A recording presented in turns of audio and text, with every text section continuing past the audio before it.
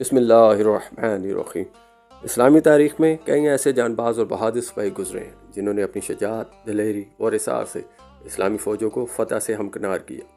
انہی عظیم مجاہدین میں ایک نمایاں نام حضرت زرار بن عزور رضی اللہ عنہ ہے، جو رسول اللہ صلی اللہ علیہ وسلم کے صحابی تھے اور اپنی بے مثال بہادری، جنگی حکمت عملی اور دشمن کے سامنے بے خوفی کے لیے مشہور تھے۔ حضرت زرار قبیلہ بنی اسد سے تعلق رکھتے تھے اور جنگی حالت میں یکتا اور گھڑ سواری میں ماہر تھے۔ ان کی شجاعت کے قصے اسلامی تاریخ میں سنہرے حروف میں لکھے گئے ہیں۔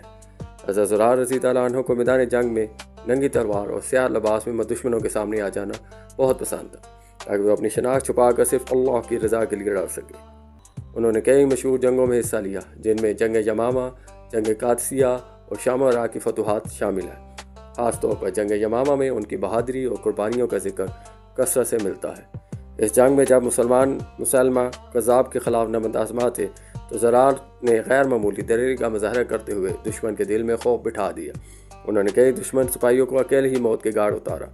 حضرت زرار کی سب سے نمایاں خصوصیت ان کا بے خوف انداز تھا۔ وہ اکثر بغیر ذرہ بکتر کے میدان میں اترتے تاکہ دشمن کے دل میں رعب بیٹھے۔ ان کا یہ طریقہ دشمن کے لیے حیرت کا باعث بنتا اور اکثر دشمن سپاہی ان کی ہیبت سے گھبرا جاتے۔ حضرت خالد بن ولید رضی اللہ عنہ، جو مسلمانوں کے عظیم سپہ سالار تھے، حضرت زرار کی بہادری کے نہ سے معترف تھے بلکہ اکثر انہیں خطرناک محاذوں پر بھیجتے۔ حضرت زرار نے کئی بار ایسے موقع پر اسلامی لشکر کی قیادت کی جب حالات نہایت سنگین ہوتے۔